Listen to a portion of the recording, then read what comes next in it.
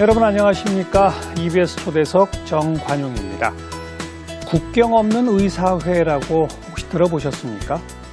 말 그대로 전 세계 곳곳에 이 분쟁과 또 자연재해가 있는 현장에 찾아가서 병들고 아픈 다친 사람들을 고쳐주는 그런 국제적인 구호단체입니다. 1999년에 노벨 평화상을 수상하기도 했고요. 그것보다 좀 전인 1996년에는 서울 평화상을 수상한 단체이기도 합니다.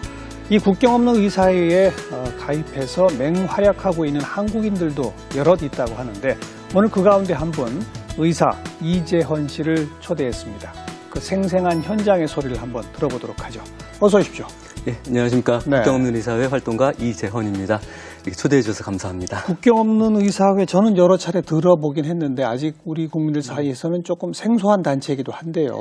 언제 처음 만들어졌습니까? 1971년도에 프랑스인 의사하고 그리고 언론인이 같이 모여가지고 함께 만든 비영리 단체고요. 그러니까 국경 없는 의사회가 그래서 MSF가 그러니까 프랑스어입니다. 그래서 메데상 상프론티에라고 하는 국경 없는 의사회의 그 프랑스식 표현이 되겠고요. 네. 71년 프랑스에서 처음 만들어졌고 네네. 지금은 전부 전 세계 몇 개 나라에서 참여하고 있습니까? 지금 전반적으로 한 70개국에서 같이 참여를 하고 있고요. 70개국. 전체 이제 활동 멤버로 보면은 약 4만 명 정도가 4만 명? 네, 세계적으로? 네, 맞습니다. 네. 그리고 한 프로젝트 수는 한 450개 정도로 되는 걸로 알고 있습니다. 70개 나라면은 그 나라들이 다 뭐 내전이나 아니면 자연재해 이런 걸 겪고 있는 그런 상태겠죠? 저희 단체가 하는 곳이 조금 남들이 가기 쉽지 않은 곳, 남들이 가기 꺼려하는 곳들을 주로 가게 되는데요. 예. 그러니까 주로 크게 나눠서는 한 네 군데 지역을 가는 것 같습니다. 그러니까 뭐 시리아 내전이 있었을 때 그런 부분, 그러니까 나이지리아나 아니면은 중앙아프리카 공화국 같이 이제 내전이 있는 그런 내전이 있는 지역, 무력 분쟁 지역, 예. 아니면은 예전에 뭐 IT 지진이 났다던가, 뭐 필리핀에서 태풍이 있다던가 그런 이제 자연재해가 있는 지역, 자연재해 지역, 네, 아니면 이제 진짜 에볼라 왔었을 때도 저희가 제일 처음에 대응을 했던 그런 단체가 되겠고요. 전염병이 퍼졌대. 네, 전염병 창궐 지역. 그리고 또 하나는 이제 의료 사각지대로 불리는 이렇게 난민 캠프라든가 아니면 이민자들 같은 이제 의료 사각지대에 있는 사람들이 있는 지역으로 그렇게 가게 됩니다. 분쟁 지역, 자연재해, 그리고 전염병이 창궐하는 곳, 의료 사각지대. 네네. 꼭 의료인의 손길이 필요한데 사람은 없는 곳. 사실 그렇습니다. 그런 곳만 다니시는 거로군요. 네네.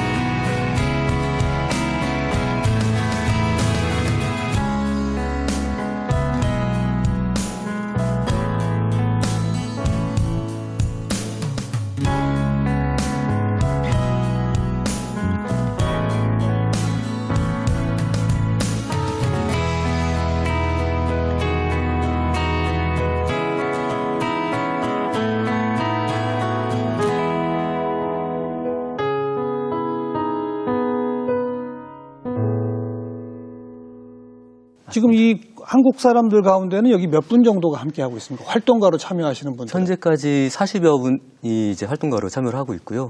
지금 현재 오늘 이제 5월 8일 시각으로 해서는 한 10명 정도 분이 10분이 지금 활동 중에 나가 계시고 지금 북수단, 남수단, 그리고 나이지리아, 파푸아뉴기니, 그 시에라리온, 니제르 같은 곳에 관련돼서 활동하시고 어제 또 바로 이제 그 팔레스타인 가자지구로 또 출국하신 활동가분이 계십니다. 네. 한국인 참여하는 40명은 전부 의료인입니까? 그건 아니죠, 또? 네네, 그렇지 않습니다. 거의 이제 비슷한 수로 역시 반반 정도고, 현재는 지금 한 10분 중에 7분이 의료인이고, 3분은 이제 비의료인 활동가이십니다. 그러니까 여기 활동가로 참여한다는 것이 1년 12달 2일만 하시는 건 아니로군요. 네네. 그 활동 단위는 이제 약간 그 파트별이라든가 아니면 포지션별로 조금씩 달라지게 되는데요. 그러니까 저같이 이제 외과계 의사는 이제 보통 2개월 단위로 그 활동을 하게 됩니다. 그래서 2개월을 하고, 그러니까 계속 이제 여기 형식은 그 지역에서 계속 중점을 두고 이제 활동가들이 릴레이하면서 네. 계속 활동을 이어가는 형식인데요. 아. 그러니까 물론 이제 거기서 중심이 되는 활동가분들은 이제 거기 오랫동안 한 번에 모이면서 그 방향성을 또 가지고 가고 예. 그리고 중간중간에 저희 같이 이제 외과계 의사들은 그러니까 24시간 뭐 주말도 없이 코를 봤기 때문에 좀 체력적으로 소모가 커서 네. 그만큼 2개월 이상 배치를 잘 안 하고 있습니다. 아. 이제 그렇게 되고 반면에 이제 내과계 선생님들 같은 경우는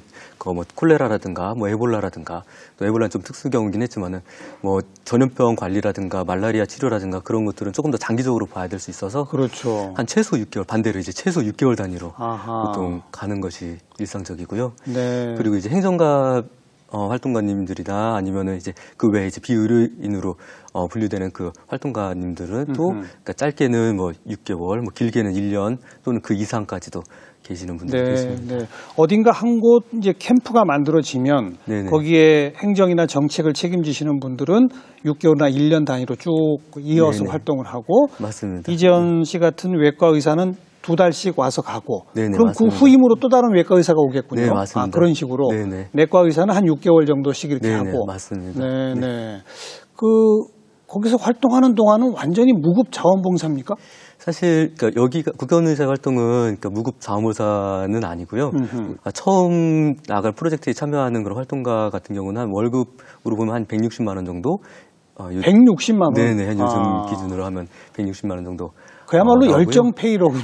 네, 약간 이제 그러니까 특별히 모을 수는 없지만은 그래도 그냥 계속 이제 생활을 지속할 수 있는 정도. 최소한의 최소한의, 생계비 네네, 정도를 맞습니다. 지원받으면서 네네. 나머지는 진짜 봉사의 마음으로. 네, 그래서 뭐 우리나라도 그렇습니다만 다른 나라도 의사들은 일단 연봉이 세잖아요. 네, 맞습니다. 근데 그걸 다 이제 버려두고 네. 직접 가서 한 달 160만 원을 받으면서 그런 일들을 도와준다 이거 아니겠습니까? 네, 맞습니다. 네. 네.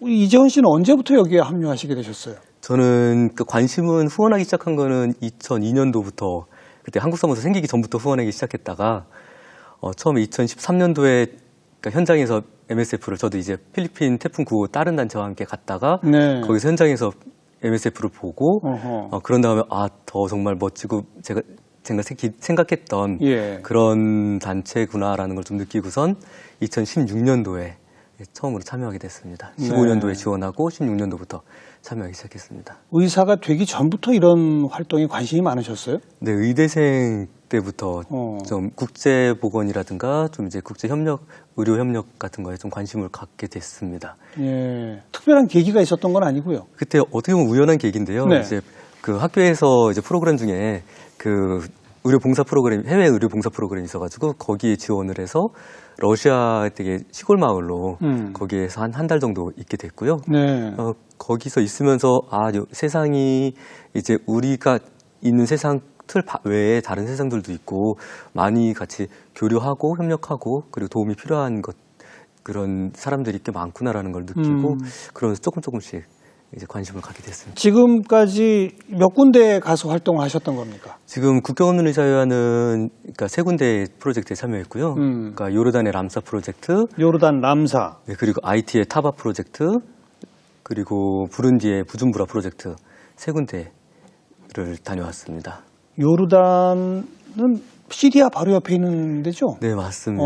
지금 시리아 내전이 지금 벌써 몇 년째 계속되고 있고, 그죠? 네, 벌써 8년째 계속되고 얼마 전에 우리나라 뉴스에도 그 시리아에서 화학무기 사용해가지고 맞아요. 수많은 사상자들이 있었고 그리고 이제 보여주면서 그 고통받는 아이들하고 시민들 그런 장면들이 있을 때 좀 가슴이 아팠습니다. 그리고 요르단의 람사라고 하는 곳이 어디입니까? 위치는? 가장 요르단에서 가장 북쪽에 있고요. 시리아 접경 딱 지역입니다. 시리아 딱 붙어 있는데요. 네, 그냥 맨눈으로 국경이 보일 정도로 아주 가깝고 차로는 국경까지 한 7분 정도 거리에 있습니다. 여길 처음에 이제 가신 게 몇 년도라고요, 아까? 2016년 재작년이네요. 네네, 맞습니다. 네. 무섭지 않았어요, 여기? 처음에 무서웠죠. 안 무서울 수 없었습니다. 특히 이제 국경 없는 의사 같은 경우는 혼자 파견이 가게 되고 그리고 처음 이제 저의 첫 번째 프로젝트 참여 프로젝트였고 예. 그리고 이제 한국인으로서 처음 참여하니까 뭐 편하게 물어볼 분도 없었고 그리고 이제 당시에 출국할 당시에 또 요르단 그러니까 물론 이제 시리아랑 다른 국가 그러니까 국경 내에 있어서 안전하다고는 하지만은 그 당시에도 이제 시리아 테러 단체하고 요르단 경찰하고 시리아 저희 파견지 바로 옆에서 이제 무력 분쟁 나가지고 그래요. 네, 그랬던 사고도 있었고 그래서 예. 갈 때부터 긴장됐고 또 도착하니까 이제 뭐 받아 이렇게 주는 안내문 같은 데도 이제 납치 감금 뭐 그런 것에 대한 이야기들 납치나 감금 네네, 될 때 네, 그런 어떻게 거에 하라고 써 있어요? 네, 일단 뭐 행동 요령들도 몇 가지 기본적인 것도 써 있었고요. 예를 들면 어떤 것도 뭐라고 써 있습니까? 예를 들면은 이제 그러니까 납치와 감금 단계가 여러 가지가 그러니까 한 4단계 정도 분리되는데 그 납치범들이 납치를 해갈 때랑 그리고 풀려날 때가 가장 위험하고 노출되는 상황이기 때문에 그때가 예. 가장 위험한 상황이라서 그때는 최대한 침착하게 있어야 된다는 것. 뭐 그리고 만약에 납치가 당해서 그쪽이 억류가 됐다 그러면은 거기에서 이제 너무 뭔가를 이렇게 나가려고 탈출하려고 너무 시도보다는 편안하게 조금 더 대화도 하고 네, 대화도 하면서 예, 이렇게 예. 인간적인 관계를 좀 맺어라. 맺어나가는 거 뭐 그런 것들이 그럼 있었고요. 나는 국경 없는 의사회 소속이다 이런 얘기를 빨리 해라 이런 것도 있겠네요. 네, 그럼요. 저희가 어. 계속 강조하는 것은 이제 이런 무력 분쟁 지역에 나갔을 때 국경 없는 의사회가 지속적으로 활동을 할 수 있는 것 중에 하나가 가장 그러니까 원칙 중에 하나가 그러니까 중립성이라는 거거든요. 중립성. 네네. 우리는 그래서 누구 편도 아니다. 네, 맞습니다. 예. 그래서 어느 편 이쪽 어떤 특정 단체나 뭐 특정 국가나 그런 편에 서지 않고 그러니까 사람의 관점 포커스를 맞춰가지고 네. 이런 사람들을 살리는 그런 활동을 한다는 것 그런 것들을 그 여러 단체들 그리고 거기 관련해 있는 사람들한테 계속 지속적으로 표명을 하고 있고 네. 그걸 계속 알리면서 네. 서로 중립성을 지키는 그런 이제 그렇죠. 중요한 것 같습니다. 만약 납치를 해간 주체가 네. 시리아 정부군 쪽이든 반군 쪽이든 네. 난 당신네 편 뭐 누구 편도 아니다. 네, 그렇죠. 그렇습니다. 네네. 그럼 실제로 국경 없는 의사회가 거기 상처 입거나 해서 오시는 분들은 정부군이건 반군이건 아니면 민간이건 가릴 것 없이 다 치료해 주는 거죠. 네, 맞습니다. 전혀 그 구별 없이. 네, 전혀 구별 없이, 그러니까 차별 없이 다 네. 치료가 되고요. 네. 그건 또 이제 중립성과 더불어서 이제 중요한 또 원칙 중에 하나 이제 공정성. 저희가 고집하는 원칙 중에 하나가 또 공정성인데. 공정성. 네네. 그래서 어떤 뭐 인종이라든가 종교 또는 정치적 신념에 따라서 뭔가 환자를 구분하지 않고 네. 어느 편에 섰던 간에 이제 일단은 환자가 치료받을 권리가 있다는 것에 좀 더 집중을 하고 모든 인간은 다 치료한다. 네, 그런 그렇습니다. 거죠. 네.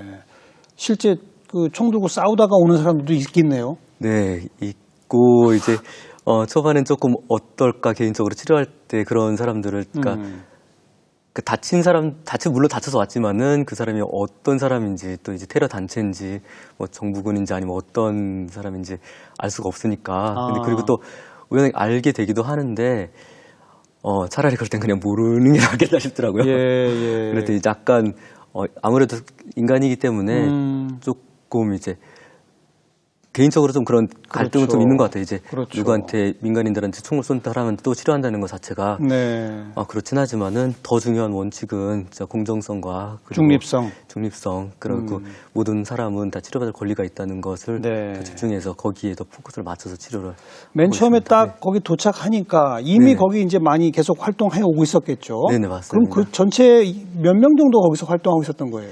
일단 람사 프로젝트에서는 그 해외에서 이렇게 파견 나간 활동가가 한 18명 정도 내외였고요. 그리고 이제 계속 바뀌니까 조금 늘기도 하고 좀 줄기도 하고 그랬었고. 거기서 유일하게 한국인이었고. 네. 그러니까 초반에는 유일하게 제가 한국인이었고 중반에는 이제 저희 한국인 수술실 간호사 활동가가 와가지고요. 정말 드물게 이제 같은 프로젝트의 활동가 2명이 진짜 반가우셨겠네요. 네, 반가웠습니다. 네. 맨 첫 환자 기억나세요? 네, 그럼요. 어떤 환자였습니까? 그러니까 초반부터 좀 보기 쉽지 않은 어떻게 보면 좀 가슴 아픈 환자였고요. 그러니까 바로 그러니까 점심 때 인계받고 저녁 때 그 휴대 당직폰 받으면서 바로 응급콜이 왔었고 그때 가니까 23살 그 임산부였습니다. 그래서 그 환자 같은 경우는 이제 길거리 걷다가 그러니까 어디선가 날라온 그런 총알에 맞았고요. 아이고. 근데 이제 총알이 이게 그냥 총이 아니었는지 그냥 총도 아니고 이제 워낙 뼈 자체가 다 으스러지고 터져 나가고 그리고 다리가 워낙 절단된 상태로가 있었고요. 다리가 이미 절단된 상태로. 네네. 그런데요. 네 이제 그 국경 사실 넘기가 사실 쉽지는 않은 것 같습니다. 그래서 예. 조금 그러니까 기본 처치는 거기서 받았지만은 사실 그러니까 다라라는 그런 그 시리아의 도시인데. 거기도 의료 시설들이 많이 파괴되고 좀 의료 인력도 부족하고 그러다 보니까 그러니까 기초 처치는 받았는데 조금 아무래도 좀 미흡한 점이 있어가지고 그리고 시간이 지체되고 네 그러다 보니까 거기에 이제 균이 들어가 있고 감염도 있었어요. 네, 고름이 나오고 좀 그래서 거기에 대한 처치들을 했고요. 예. 뭐 결과적으로는 나중에 잘 치료돼가지고 그리고 또 다행히 이제 요르단에 또 친척들이 있어가지고 퇴원해가지고 건강하게 퇴원해서 요르단 친척집으로 갔습니다. 아 우선 그 요르단이 시리아 국경에서 차로 7분이라고 그러셨지만 네네. 시리아 내부에서 다치신 분들일 테니까 네네. 그분들이 시리아 국경을 넘어서 여기까지 오는 게 중요하군요. 네, 사실 그게 사실 더 메인, 그러니까 그게 더 중요하다고 봅니다. 그건 누가 그렇게 이송을 담당합니까? 그러니까 그 국경없는 의사회랑 같이 이제 그 직접 운영은 하진 않지만은 같이 연계된 그런 시리아 내 병원들이 의료시설들이 있고 그쪽에 팀원들이 있는데요. 그러니까 거기서 이제 기본 처치를 마치고 그 다음에 이제 응급 환자들을 이송을 합니다. 네. 그렇게 되면 제가 있었을 당시에 그 국경은 응급 상황에서 응급하게 빨리 넘어오는 사람은 워낙 이제 테러 단체가 넘어오면 또 안 되기 때문에 신문이 워낙 강화돼 있어가지고요. 요르단에서도 심사가 철저히 지키겠죠. 네, 심사가 워낙 이제 까다롭고 철저해가지고 그러니까 응급 환자만 딱 넘어올 수가. 환자 가족도 못 오고. 네, 그래서 특히 이제 그럴 때 문제가 되는 건 아이들인데요. 아이고. 네, 아이들은 이제 아이가 넘어오는데 부모가 못 넘어오니까 갑자기 생이별하게 되고 그리고 아이가 그러니까 처음에 아파서 울다가 나중에는 이제 워낙 달라진 환경에서 또 무서우니까 울고 엄마 아빠도 없고. 그러니까요. 그래서 그러다 보면은 이제 애가 되게 힘들어지고요. 그래서 이제 간호사나 아니면은 거기 심리치료사가 같이 보모 역할도 해주기도 하고 그리고 한 며칠이나 몇 주 지나서 이렇게 넘어올 수 있었던 그 다른 아이 그 부모님들이 같이 그 다친 다른 아이들도 같이 이제 부모처럼 같이 케어해주기도 하고 그런 모습도 보였습니다. 어린 아이들도 많이 옵니까? 네, 안타깝지만 종종 옵니다. 그래서 아이고. 뭐 워낙 이게 그냥 어디들 가리지 않고 특히 이제 어디든 가리지 않고 폭격이 있고요. 그렇죠, 네, 그렇죠. 그러다 보니까 뭐 놀이터에도 떨어지고 뭐 그래서 아이들이 많이 오고 사실 아이들은 다친 거 볼 때 더 가슴이 아픈데요. 일단은 뭐 전쟁에 참여하지도 않고 가장 무고한 그렇죠. 그런 그리고 무고한 어떻게 보면 무고한 시민이고 그리고 그러니까 아이들이 또 한번 다치게 되면은 이제 그 살아갈 날들이 되게 많은데 그냥 심하게 다치기 때문에 불구로 남아 있을 상황이 많습니다. 네. 그래서 뭐 총알에 맞는 것도 그렇지만은 이제 뭐 폭탄 터지면서 그런 그러니까 폭탄 여파로 이렇게 건물에서 떨어져 나가가지고 뭐 그래서 그러니까 거의 뭐 허리가 빠진다는 표현 들 정도로 완전히 분리가 돼가지고 하반신 마비뿐만이 아니라 뭐 휠체어 타기도 어려울 정도로 힘들게 다친 아이도 있었고 거기서 2달 일하셨을 거 아니에요? 네, 맞습니다. 네. 밤낮 없이 응급 콜이 오는 거죠? 근데 이제 완전히 밤낮 없이 있다는 건 아니었고요. 이게 좀 대중이 없습니다. 이게 대중이 없고 몰려올 때는 엄청 몰려오고 그리고 또 어떨 때는 또 한가할 때는 또 한가하기도 합니다. 그래서 좀 그럴 때 또 이제 휴식을 좀 취할 수 있긴 한데요. 근데 한가할 때가 근데 마음은 어떨 때는 또 무겁기도 합니다. 그러니까 이게 한가하다고 해서 환자가 없다는 건 아니거든요. 환자가 있는데 못 오는 거죠. 네. 그거죠. 네. 그래서 그러니까 거기서도 이제 그러니까 중간에 이제 국지전이 있었을 때 또 한 번씩 연락이 오고 전쟁이 발발했다고 그러면은 오히려 그 발발한 시점에서는 오기가 어려울 때가 있는 게요. 그렇죠. 그러니까 거기서 5분 거리인데, 그러니까 이동하는 경우 안에 폭격을 맞거나 그럴 수 있기 때문에 이송을 못해서 그냥 그쪽에 열악한 의료시설에서 그러니까 체류돼 있는 그런 경우가 많이 있었습니다. 어찌 보면 그 람사 캠프로까지 도착한 환자들은 운이 좋다고도 볼 수 있네요. 그나마 그렇죠? 네. 하지만 여기 와서도 또 결국 치료 안 되는 그런 경우도 있죠. 네, 그럼요. 와가지고 오는 중에 사망하기도 하고 앰뷸런스 안에서 그리고 와서 응급실에서 사망하기도 하고 응급실에서 간신히 살려서 이제 위로 수술실로 바로 들어가거든요. 근데 이 수술실 바로 들어가서 거기서 수술 중에 사망하기도 하고. 요르단의 경험이 그렇고 그다음 IT. 네네. IT는 그 대규모 지진이 있었던 곳이죠. 네네. 대규모 지진이 2010년도에 대규모 지진이 있었었고 그때 이제 아마 IT도 조금 아직 개발도상국이고 그러다 보니까 좀 사회가 그러니까 시스템이 좀 안정적이지 않아서 그런지 대지진 있은 대로 더 혼란이 더 심해진 것 같습니다. 지진 이후에? 네네, 지진 이후에. 근데 거기도 무슨 내전이 있습니까? 사실 내전까지는 아닌데요. 워낙 정치적으로 좀 불안하고. 그리고 워낙 이제 치안이 많이 안 좋았고요. 그러니까 치안이 물론 이제 저희가 다 모든 지역이 그런 건 아니지만은, 그러니까 수도 내에서도 특별히 치안이 안 좋은 지역이 있었었고, 그리고 치안이 워낙 안 좋다 보니까 그 거의 매일 응급실로 오는 환자 중에 평균 한 3명 정도가 이제 칼에 찔려서 오는 환자들, 하하. 그리고 한 2명 정도는 그 총에 맞아서 오는 환자들, 총상, 자상. 네, 예, 예. 그런 환자들을 계속 넘쳐났고요. 네. 물론 이제 교통사고 환자들도 같이 있었고 뭐 그랬었습니다. 정치적으로 그렇게 불안하고 뭐 군대도 없다고 하시고 그러다 보면 거기 의료 체계도 상당히 붕괴돼 있을 것이고. 네. 그죠? 네. 그러면 그처럼 치안이 불안한 곳은 국경 없는 의사회의 활동가들도 불안한 거 아닙니까? 사실 그래서 그러니까 국경의사회가 그러니까 늘 그렇지만 뭐 중립성과 공정성 늘 유지하고 있고 늘 고집하고 있고, 그리고 그거 외에도 이제 그 그러니까 뭔가 문제가 발생 시에 그러니까 의료진하고 환자들이 어떻게 대피해야 되는지 그런 대피해야 하는 그런 시나리오들을 늘 가지고 있고요. 예. 그리고 늘 그러니까 보안 수칙이 되게 철저합니다. 그래서 IT 있을 때는 병원 밖으로, 그러니까 전용 차량이 아니면은 한 발자도 걸어서 나갈 수 없었습니다. 아예 못 나가게. 네. 예. 그래서 그 정도로 좀 철저하게 좀 그런 보안 수칙들이 있습니다. 국경 없는 의사회 전용 차량